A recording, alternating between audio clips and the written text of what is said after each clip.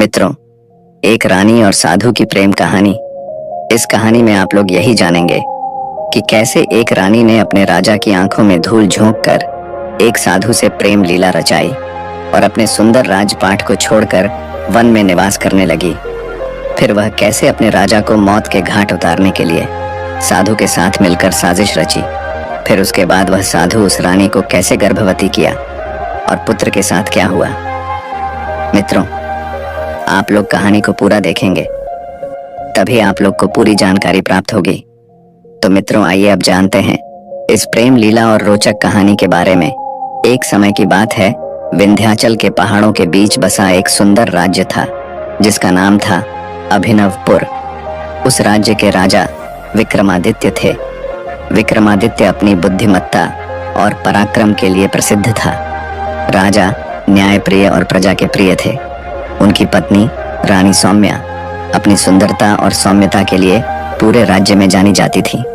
रानी सौम्या राजा की एकमात्र पत्नी थी और राजा उनसे अत्यधिक प्रेम करते थे।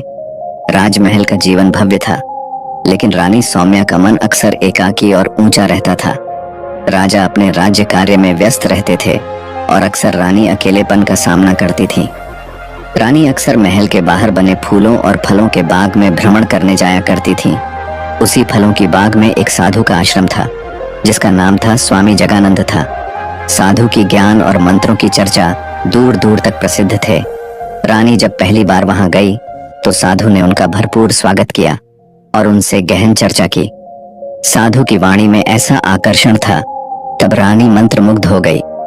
रानी सौम्या ने बहाने बनाकर राजमहल से बाहर साधु के आश्रम जाना शुरू कर दी। साधु ने उन्हें ध्यान योग्य और शास्त्रों का ज्ञान देना शुरू किया, परंतु यह रिश्ता धीरे धीरे शारीरिक आकर्षण में बदलने लगा।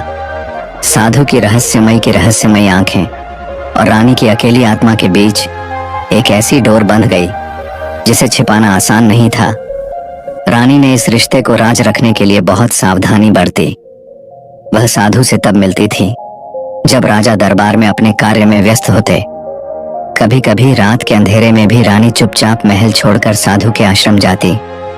रानी ने राजा के प्रति अपना व्यवहार ऐसा रखा कि उन्हें कभी भनक भी नहीं लगी। वह राजा का पूरा ख्याल रखती, उसने मधुर बातें करती और उनके हर आदेश का पालन करती। राजा को लगता कि रानी उनसे बहुत प्रेम करती है। सौम्या और जगानंद का प्यार गहराता गया। साधु का व्यक्तित्व इतना हास्यमय था कि रानी उसमें पूरी तरह डूब चुकी थी। फूलों फलों बाग का वह आश्रम अब रानी के लिए एक ऐसा स्थान बन गया था जहां वह अपनी सभी चिंताओं और महल के नियमों को भूल जाती थी। रानी ने महल के सेवकों को भी अपनी चालाकी से वश में कर लिया था। जब भी वह आश्रम जाने का मन बनाती, वह महल के भीतर किसी उत्सव या पूजा का आयोजन करने की बहाना बना देती। सेवक और मंत्री उसी कार्य में व्यस्त रहते और रानी साधु से मिलने के लिए चुपचाप निकल जाती। रानी के महल छोड़ने के समय को इतना योजनाबद्ध किया जाता कि राजा विक्रमादित्य को कभी किसी बात का आभास नहीं हुआ। रानी राजा के साथ जब बेड पर बैठी दिन में समय बिताती तो उन्हें अपनी मुस्कान और प्रेम भरे शब्दों से भरपूर संतुष्ट करती। राजा को यह यकीन था कि रानी उनके प्रति पूर्णतः समर्पित है। साधु जगानंद ने रानी को यह यकीन दिला दिया था कि उनकी आत्मा को शांति केवल साधु के साथ ही मिल सकती है। रानी ने धीरे धीरे महल के कुछ गहने और बहुमूल्य वस्तुएं साधु को देना शुरू कर दिया। वह साधु के लिए अनमोल चीजें लेकर आती और बदले में साधु से मंत्रों और रहस्यमय शक्तियों का ज्ञान प्राप्त करती। साधु ने रानी को यह भी समझा दिया था कि वह एक दिव्य आत्मा है और उनका यह मिलन ईश्वर की योजना का हिस्सा है। रानी ने अब पूरी तरह से साधु पर विश्वास करना शुरू कर दिया था। महल के कुछ सेवकों ने रानी के व्यवहार में बदलाव महसूस किया। उनकी गैर मौजूदगी के दौरान महल में गुपचुप बातें होने लगी, लेकिन इतनी रानी चतुर थी कि उन्होंने हर अफवाह को दबा दिया। उन्होंने उन सेवकों को इनाम और अधिकार देकर अपनी ओर कर लिया। एक दिन साधु जगानंद रानी सौम्या से कहा, हे प्रिय, अब राज्य का असली नियंत्रण तुम्हारे हाथों में होना चाहिए। राजा केवल एक दिखावा है। मित्रों, रानी तो अब साधु के प्रति अपने मन और शरीर से पूर्णतः समर्पित हो चुकी थी। इस विचार से सहमत होने लगी। साधु ने धीरे धीरे रानी को समझाया और कहा कि हे प्रिय, यदि तुम चाहो तो राजा को पीछे छोड़कर स्वयं राज्य की महारानी बन सकती हो। जब रानी सौम्या अपने महल के अंदर थी तो यह विचार रानी के मन में एक चिंगारी की तरह जल उठा। अब रानी के अंदर महत्वाकांक्षा और मोह का संगम हो चुका था। एक दिन जब रानी साधु के पास गई तो साधु ने रानी से कहा, अब समय आ गया है कि मैं महल के भीतर प्रवेश करूं। तुम्हें मेरी शक्ति का अनुभव हर समय होना चाहिए। रानी ने चुपके से साधु को महल के भीतर एक गुप्त स्थान में रहने की अनुमति दे दी। रानी ने महल के पुराने कक्षों में से एक को सजवाया और उसे साधु के रहने योग्य बना दिया। साधु अब महल में छिपकर रहने लगे, लेकिन इस बात का पता केवल रानी और उनकी सबसे विश्वास पात्र दासी को पता था। साधु ने राजा के दैनिक कार्यों और महल के नियम कानूनों पर गहराई से नजर रखनी शुरू कर दी। साधु ने रानी के माध्यम से राजा विक्रमादित्य पर भी अपनी शक्ति का प्रयोग करना शुरू कर दिया। वह रानी को कुछ खास जड़ी बूटियां देता, जिन्हें रानी राजा के भोजन में मिलाकर उन्हें कमजोर करने लगी। राजा को अब अक्सर थकान और बीमारी महसूस होने लगी, लेकिन रानी अपने प्यार भरे व्यवहार से राजा को यह यकीन दिलाती रही कि यह सब राजकाज के अत्यधिक दबाव का नतीजा है। साधु और रानी के बीच अब हर दिन मुलाकात होने लगी। रात के अंधेरे में जब राजा अपने कक्ष में सो जाता तो रानी उसे कक्ष से चुपके चुपके साधु के कक्ष में जाती। वहां वे साथ बैठते कुछ गुप्त योजनाएं बनाते और उनके संबंध और गहरा जाते। साधु ने रानी को वचन दिया कि वह उन्हें ऐसी शक्तियां देगा जिससे वह पूरे राज्य की सबसे शक्तिशाली महिला बन जाएंगी। रानी इस सपनों के वादे में पूरी तरह फंस चुकी थी। महल के कुछ वफादार मंत्री और सैनिक अब राजा की बिगड़ती स्थिति और रानी के अजीब व्यवहार को लेकर चिंतित होने लगे थे। उन्होंने राजा को सतर्क करने की कोशिश की, लेकिन रानी ने अपनी चतुराई से इन सभी प्रयासों को विफल कर दिया। एक दिन दरबार के बैठक में रानी ने दरबार में एक प्रस्ताव रखा कि राजा को अपने स्वास्थ्य के कारण कुछ समय के लिए राज्य के कार्यों से दूर रहना चाहिए। रानी स्वयं राजकाज संभालने का सुझाव देती और राजा, जो अब पूरी तरह से कमजोर हो चुके थे, इस बात से सभी सहमत हो गए। मित्रों, उधर रानी, जो अब पूरी तरह से साधु के जाल में फंस चुकी थी, इस बात के लिए तैयार हो गई। साधु ने गुप्त योजना बनाई कि राजा जगानंद को धीरे धीरे समाप्त किया जाए। इसके लिए उसने रानी को कुछ खास जड़ी बूटियां दी, जिन्हें राजा के भोजन में मिलाना था। ये जड़ी बूटियां ऐसी थीं कि राजा की हालत दिन पर दिन बिगड़ने लगे, लेकिन किसी को भी संदेह न हो, साधु ने रानी को यह भी समझाया था कि अगर वह राजा को पूरी तरह से खत्म करना चाहती है तो उसे एक विशेष तंत्र मंत्र का पालन करना होगा, जिसमें राजा का आत्मा रानी और साधु के अधीन आ जाएगा। यह तंत्र रानी को राजकाज की पूरी शक्ति दे देगा। रानी, जो अब अपने विश्वास में पूरी तरह से साधु के साथ थी, अब दोनों इस आश्रम में रहने लगे थे और वह अब तंत्र शुरू करने को तैयार थी। लेकिन राजा विक्रमादित्य के बारे में अब एक और सत्य सामने आया, जो सभी को चौंका देने वाला था।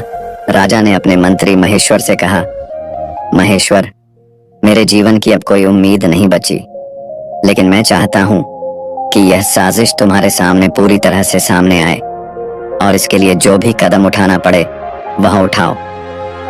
राजा विक्रमादित्य ने अपनी आखिरी शक्ति से महेश्वर को आदेश दिया कि वह साधु और रानी की साजिश को उजागर करने के लिए पूरी तरह से तैयार हो जाए। मंत्री महेश्वर ने साधु के जाल को तोड़ने की ठानी। एक दिन साधु ने रानी से कहा, तुम्हारी शक्ति को अब और अधिक बढ़ाने का समय आ गया है। तुम्हारा जीवन अब केवल मेरा ही है और हमारे बीच एक और संबंध बनना चाहिए। रानी, जो साधु की बातों और शक्तियों से पूरी तरह घिरी हुई थी, उसकी बातों में आ गई। साधु ने रानी से कहा कि यह गर्भवती होना ही हमारी योजना का हिस्सा है, ताकि उनके रिश्ते को और भी पवित्र पत्र किया जा सके और वह राजा की शक्ति से भी ऊपर उठ सके। साधु ने अपनी तंत्र मंत्र की शक्तियों का उपयोग करके रानी को गर्भवती कर दिया, जिससे उनका संबंध और गहरा हो गया। रानी को अब यह यकीन था कि साधु का बच्चा न केवल दिव्य होगा, बल्कि वह अपने साम्राज्य को नियंत्रित करने के लिए राजा विक्रमादित्य से भी अधिक ताकतवर होगा। इस योजना के पीछे एक गहरी साजिश छिपी थी मित्रों, जिसमें साधु और रानी दोनों ही राजा को हराने के बाद अपने बच्चे को राज्य का अगला शासक बनाना चाहते थे। राजा विक्रमादित्य, जो अब कमजोर और बीमार हो चुके थे, धीरे धीरे महसूस करने लगे कि रानी का व्यवहार पहले से ही बदल चुका था। राजा को यह भी आभास हुआ कि रानी के अंदर कोई गहरी चिंता और चालाकी छिपी हुई थी। एक दिन राजा ने अपने मंत्री महेश्वर से कहा, महेश्वर, मुझे लगता है कि रानी मुझसे कुछ छिपा रही है। मैं यह नहीं जान पा रहा कि वह क्यों बदल गई है, लेकिन अब मुझे महसूस हो रहा है कि वह साधु जगानंद के साथ कुछ गहरे संबंध में है। महेश्वर ने राजा से कहा, महाराज, मैं आपको पूरी सच्चाई बताऊंगा। रानी और साधु के बीच एक गुप्त संबंध है और अब यह बात और भी बढ़ गई है। रानी साधु से गर्भवती हो चुकी है और यह सब कुछ उसी की साजिश का हिस्सा है। राजा विक्रमादित्य को यह सुनकर जोर का झटका लगा। वह यह समझ गए थे कि रानी और साधु के बीच कुछ बड़ा चल रहा है और अब उनकी हालत इतनी खराब हो चुकी थी कि वह कोई बड़े कदम नहीं उठा पा रहे थे। राजमहल में कुछ लोग अब रानी और साधु की गतिविधियों के बारे में जानने लगे थे। एक गुप्तचर, जो महल के भीतर हमेशा छुपकर काम करता था, गुप्तचर ने एक दिन रानी और साधु की एक मुलाकात को देखा। गुप्तचर ने रानी और साधु को एकांत में बात करते हुए सुना। वे दोनों एक साथ बैठकर अपने भविष्य के बारे में योजना बना रहे थे, जिसमें रानी के गर्भवती होने का मुद्दा प्रमुख था। गुप्तचर ने जो सुना उसे वह तुरंत महेश्वर को सूचित करने के लिए महल में भेज दिया। महेश्वर ने उस सूचना को राजा विक्रमादित्य तक पहुंचाया और राजा को पूरी सच्चाई का पता चला। गुप्तचर ने राजा से कहा, महाराज, मैंने सुना है कि रानी और साधु का एक गुप्त संबंध है और रानी अब साधु से गर्भवती हो चुकी है। यह बच्चा केवल साधु का नहीं, बल्कि राज्य की सत्ता और शक्ति का प्रतीक बनेगा। राजा विक्रमादित्य अब पूरी तरह से टूट चुके थे। उनकी मानसिक स्थिति इतनी बिगड़ चुकी थी कि वह इस हालात को सहन नहीं कर पा रहे थे। राजा विक्रमादित्य के दिल में अब केवल एक ख्याल था, क्या वह अपने राज्य को फिर से उसी तरीके से संभाल पाएंगे जैसे पहले करते। लेकिन राजा का संदेह अब पूरी तरह से सही साबित हो चुका था। राजा विक्रमादित्य, जो अब पूरी तरह से अपने राज्य और अपनी पत्नी की साजिश के बारे में जान चुके थे, राजा ने इस जानकारी को अपने दिल में छिपा रखा। वह यह नहीं चाहते थे कि प्रजा और महल के अन्य लोग इस सच्चाई को जानें, क्योंकि इससे राज्य में अराजकता फैल सकती थी। लेकिन राजा अब एक विकल्प तलाशने में जुट गए थे, क्योंकि वह यह समझ चुके थे रानी और साधु की साजिश इतनी जटिल हो चुकी थी कि उन्हें अपनी शक्ति का एक और रूप अपनाना था। महेश्वर, जो राजा के सबसे विश्वास पात्र मंत्री थे, उसने अब अपनी योजना बनाई। वह राजा को सलाह देने के लिए आगे आए और कहा, महाराज, आपको अब जल्द से जल्द एक मजबूत कदम उठाना होगा।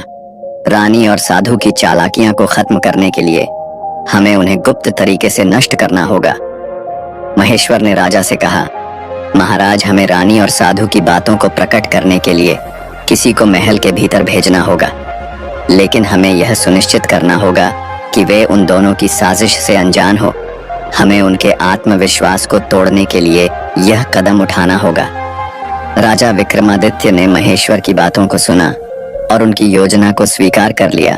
अब महेश्वर ने महल के अंदर एक और गुप्तचर तैनात किया, जो रानी और साधु की गतिविधियों पर निगरानी रखेगा।